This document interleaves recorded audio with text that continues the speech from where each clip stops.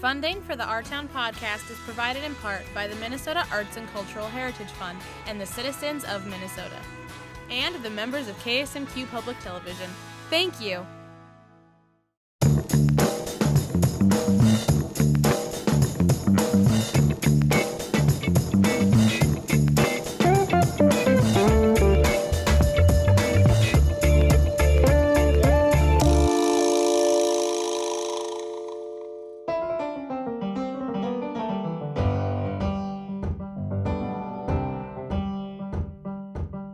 This is Danielle Teal with Our Town Podcast and KSMQ Public Television. I'm excited because I have an incredible guest today that we're going to be discussing some things that are going on in the community.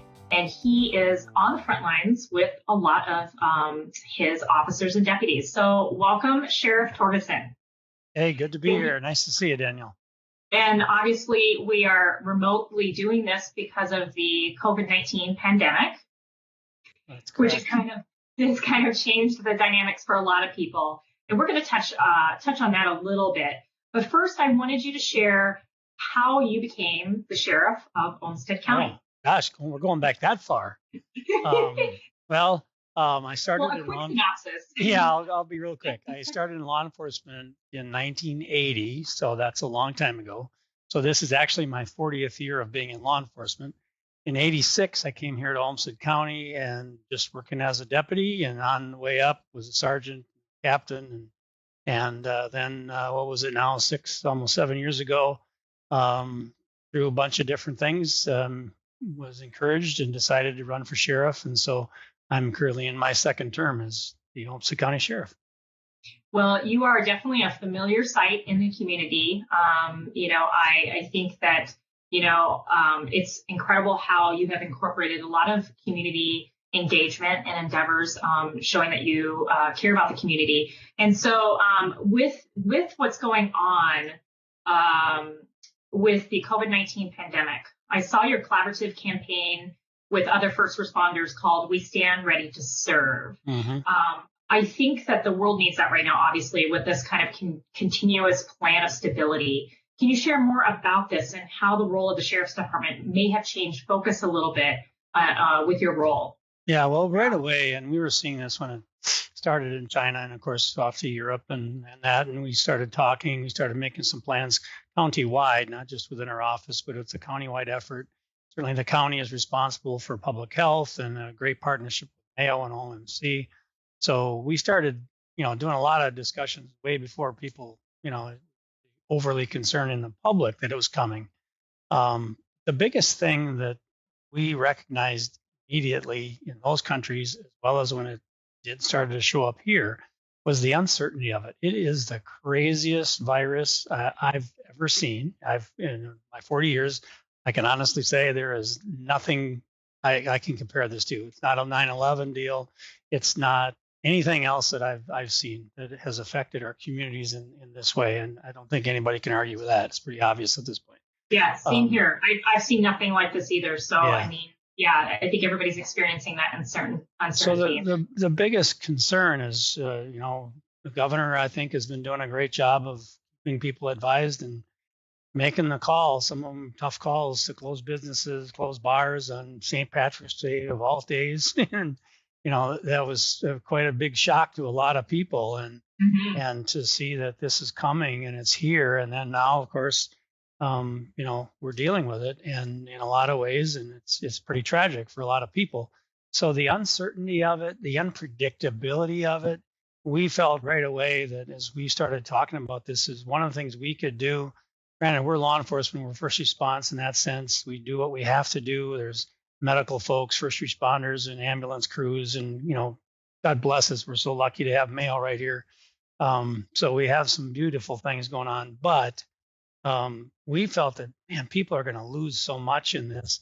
We needed to keep trying to assure them in every way possible that we're here, we're not going away, we're here to support them. We know this is tough, but to try to be hopefully a steady and consistent voice of comfort and support, and do whatever we can to try to ease the tensions as much as possible, so that people have something they can count on if things do happen and someone in their family or a close relative or a friend or a colleague at work gets ill or something happens, that, hey, we're still coming, we're still here, we're not going away.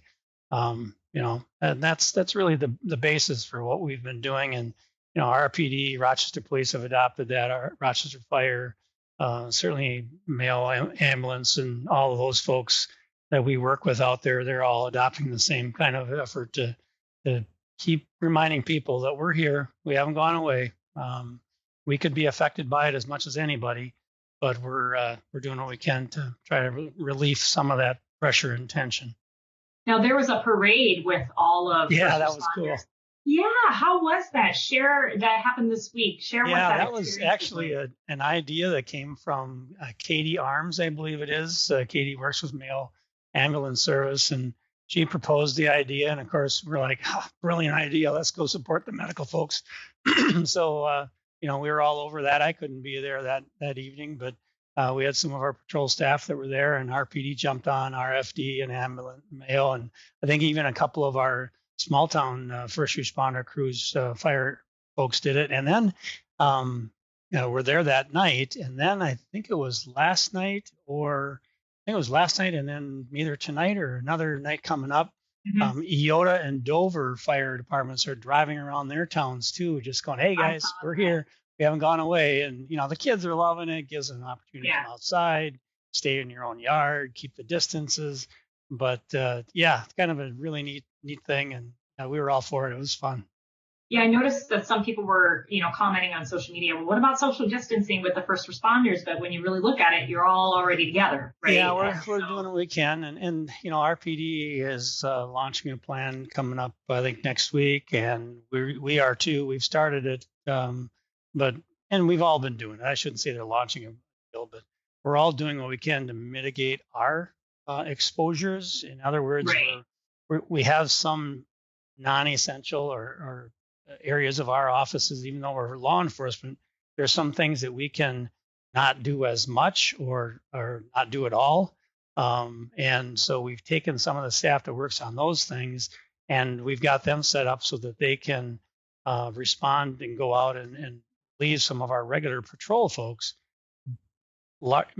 basically enlarge our patrol group so that we can give some of our patrol folks some time off to work from home on a day to separate them and hopefully minimize the exposures throughout our whole office. And a lot of agencies are doing it. There's all kinds of configurations across the state and the country I've been seeing of agencies doing that as how it fits for them.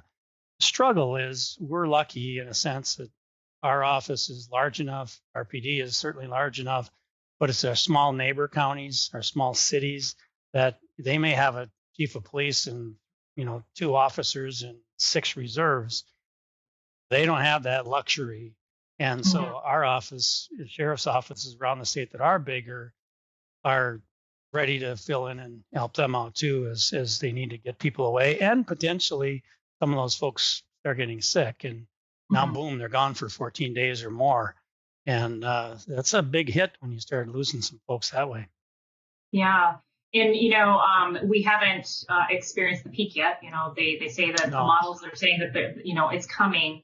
What are some things that you're doing to protect your deputies and officers? Do they have enough protective equipment? Or are you just using the shifting of different timeline of how they're being worked into the schedule, that kind of thing? We're doing all of that, Danielle. That's a good question. Because we're really worried about. That's the thing I think about each night right before I go to sleep is, okay, what are the calls going on? I can look on my phone and check out the calls, and then, just really concerned. Okay, hopefully they do what they can to, again, minimize, but social distancing doesn't always work. Sometimes our people, especially out on the street, they got to go hands on. They got to get close to somebody, and sometimes, it's difficult. You're going to have some exposure depending on what it is.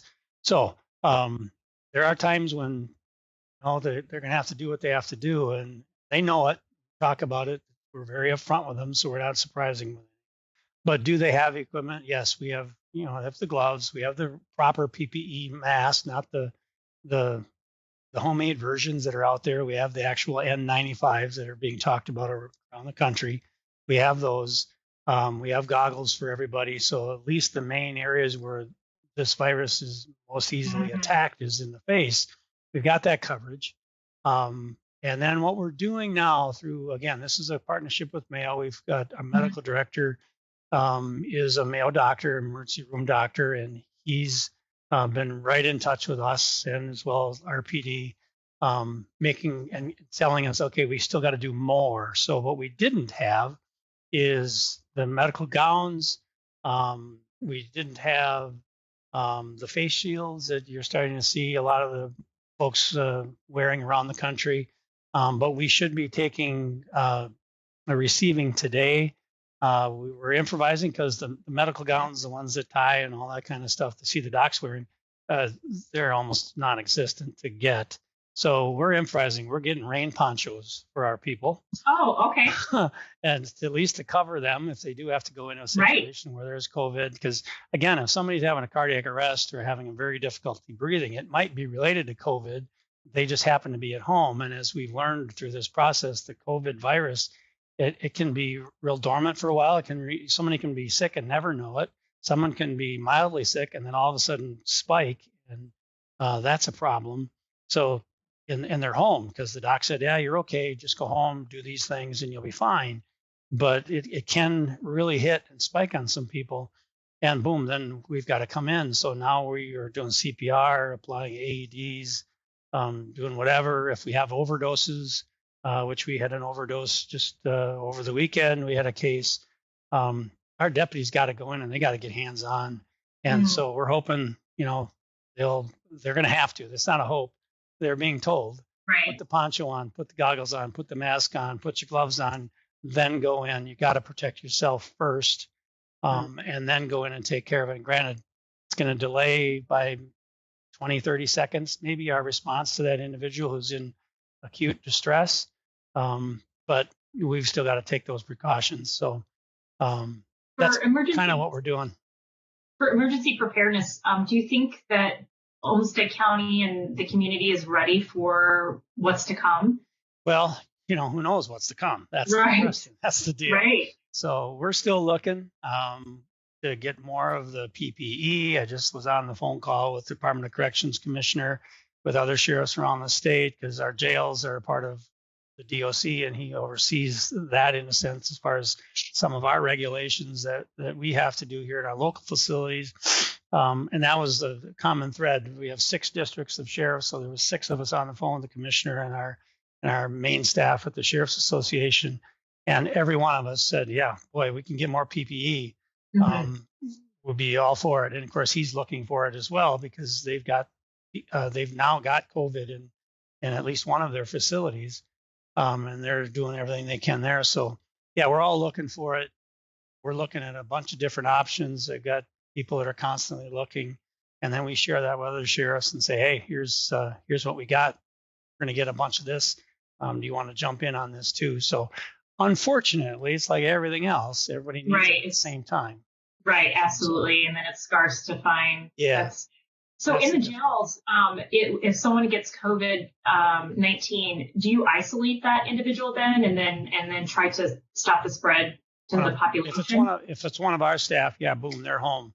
We know that they've had exposure to a presumed case or a confirmed case, depending on what it is. They are home.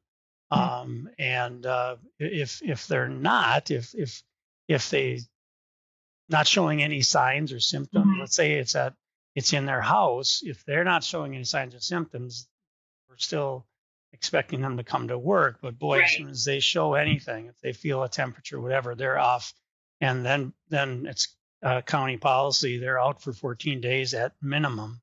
That seems to be kind of the game plan across the board too. Yeah.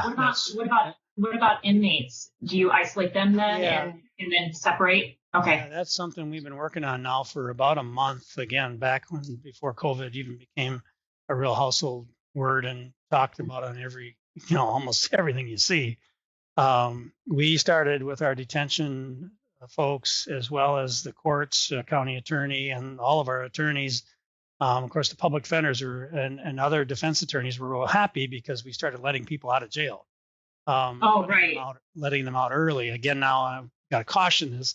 It's not folks that hurt people and are in there for assault or domestic in some ways, although the courts have released some domestic folks, but with strong stipulations and called DANCO orders, do not contact orders, that if they do get out, and whether it's bail or no bail, they can't have contact with that victim. And if they do, boom, they're right back in jail and they lost, it's a one strike and you're out kind of deal with those folks. So for the folks, maybe DUIs, maybe thefts, some, non-person crime type deals, they're being and have been released. They're in the community and they have to report in many cases to our probation folks as to what they're doing, where they are, and stay in contact. And then they've been given, in most cases, a 90-day court date out. So 3 months from now, they're going to have to show back up. And that's the challenge for us, again, on that end of this thing. Once it's over, everybody else is just going to go back to work. So are we.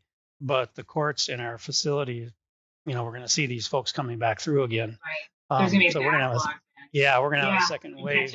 Yeah. So we're looking at that. So yeah, our facility now is actually down almost in half of what it was. We can hold we can hold 202 people.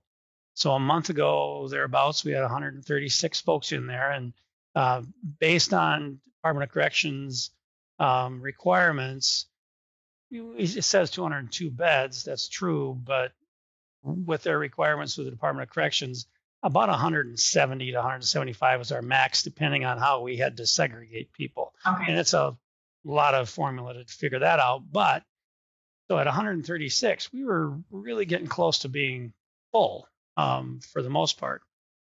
So when we reduced that now to where we're at now, right around 80 or a little less than 80 today, that's given us time or the space to distance the ones out that are in there now that will not get out. Right. In this time, because they can't and they better not. Right. We can distance them a little bit and separate that. We actually can close one of our 5 units and use that as a COVID unit if that happens. And so if we get COVID, that person will be moved over and placed in a separate area away from everybody else. And then only certain people will go in there on each shift. So we're not sending in all kinds of different deputies to work with these people that might get in there and have COVID. There will only be certain contacts on each shift, including our medical staff that's inside the facility. So yeah, we got a great plan. It's just a matter of like all plans. They're good until first contact, and then we just scramble after that. So we'll do the best we can. So they're in the news they've been talking about this antibody test. Do you think your deputies will be given that test to see if they've already had exposure and resistant to it? Or? That would be really nice if it does become available. I think every first responder organization would jump all over that right now. So yeah, when it comes available, we're watching that, and we'll be try to be the first hands in the air to say, hey, how about us? Let's go. Yeah, let me know. Okay, so let's talk about some of the community engagements that you have kind of rallied the community. Did you start the Restaurant Rally Challenge? We did, yeah. It was fun. Let's talk about that, because this is kind of a heartbreaking aspect in the community. Yeah, it is. Our restaurants have had to close down. We have people that work there that are not working right now, or they are working and it's very limited. Yeah. And so, they're losing money. These employees are without pay, unemployed, filing for unemployment as a result, and that sort of thing. So I was really wowed by the Restaurant Rally Challenge. Yeah, we were too. It took off and went worldwide, actually. So tell me about that. Well, it was, we've got some of our folks here are real good friends with some folks that own restaurants. And it just kind of came up in a kind of we call it hall talk, a little side conversation with some folks. And Chief Deputy Waleski, who's our guy that's in charge of our law enforcement side of the office, came up with the idea, hey, we should just see if we can do takeout. They're doing takeout. Why don't we start something? And we threw it over to our social media guy, and I told Kyle when we sent it to him, got him on the phone actually, and a little quick conference call and said, okay, here's our idea. This is what we're going to do. You got to come up with a cool, catchy name for it and a hashtag.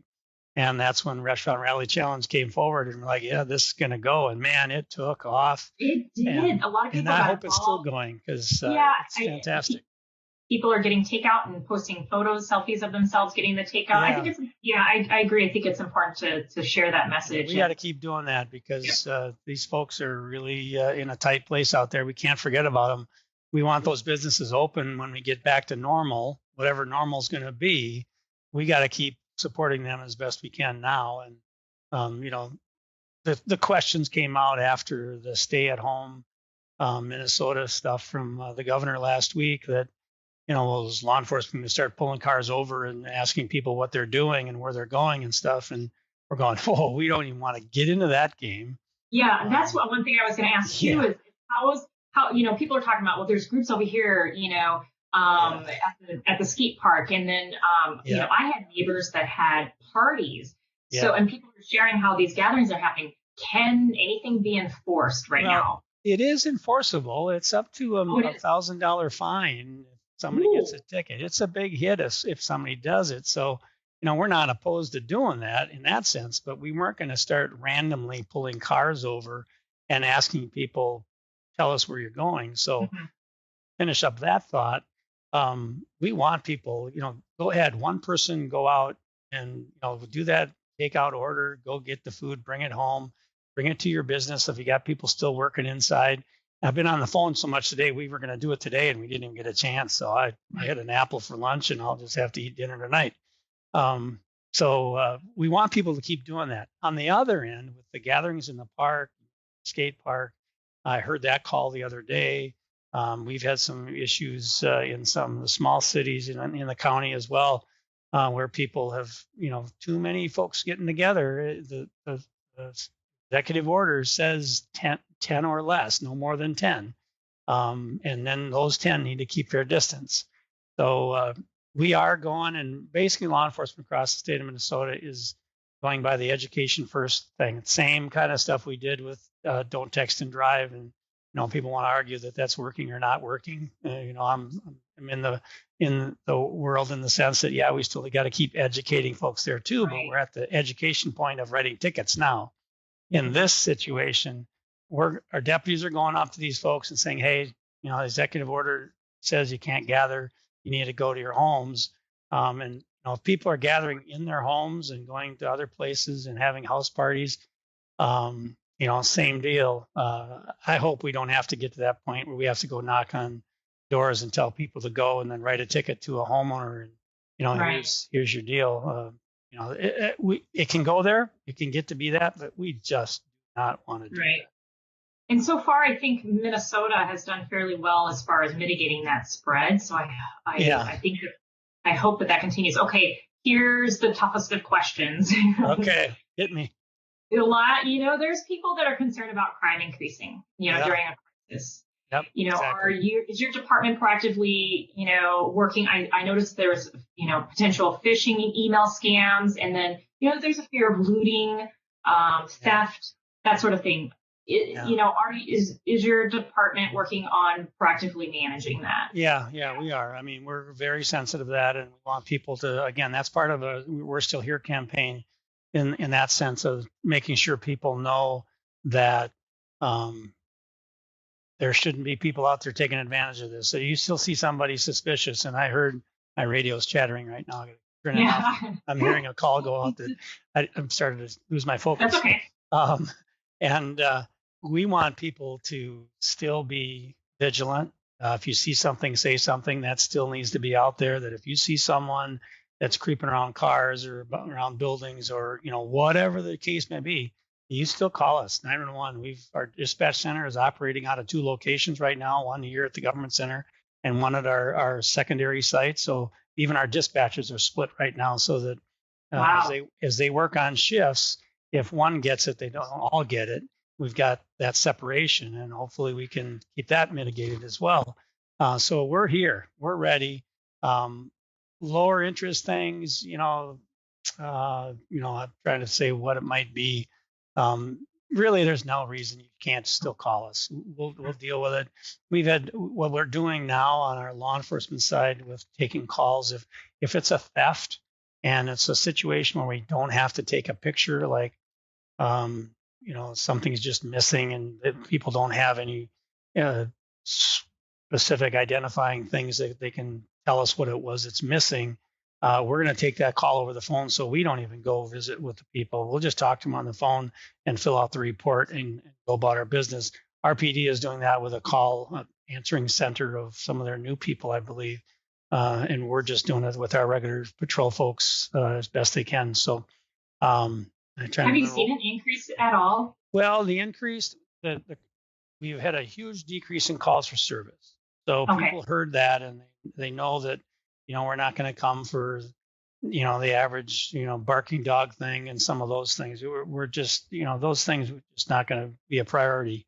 But for domestics and maybe some child neglect stuff, there was a call just yesterday morning. A 4-year-old kid was out walking walking down the street at 7:30 in the morning, and nobody knows where the parents are. So those kind of things are an issue.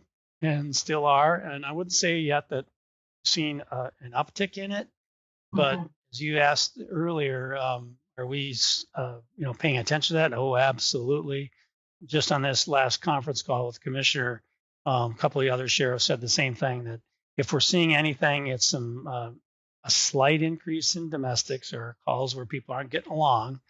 That's definitely gone up a little bit. We haven't seen, I wouldn't people say are it's stressed out too. Yeah. I mean, Yep. yeah. So, and then the other one is persons in crisis, people who are having mental health issues. Yeah. We've seen about the same amount of that. I wouldn't say again that it's gone up much, but if there's two areas that we're most concerned about, it's the domestics or home situations that are not going well, the domestic situations and people in crisis. We'll see. People are going now, I think right about now, are probably going to go without their first paycheck coming up. And if they haven't got their unemployment check, they're going to start missing that. Excuse me. And, that's where now I hope we can find ways to support these folks as best we can through this crisis. And I know there's a lot of people that are doing that through meals, through other services. We'll keep doing the best we can. Well, I certainly appreciate your time today, Sheriff Torgerson. And then the most important question of this interview. Okay. What is your favorite taco? My favorite taco? You like tacos, right? I do. At Taco Bell right now, and I haven't been to Taco Bell in a long time, and that's a drive-through. You can go visit those folks. Right. Now I'm going to have to go. Is the, it's something about the crunch. It's got the crunchy taco inside gordita, I think. And, yeah, that makes me go to my happy place. That's definitely. I'm definitely a fan of tacos. So, Well, I appreciate your time today, and we'll be thinking of all of the deputies and officers in you in the front lines, as well as all the healthcare workers and other first responders. So, thank you for your service. Thank you so much. Appreciate it. Yeah. As always, see you. Take care. This is Danielle Teal with Our Town Podcast. You can listen to this anywhere you listen to podcasts.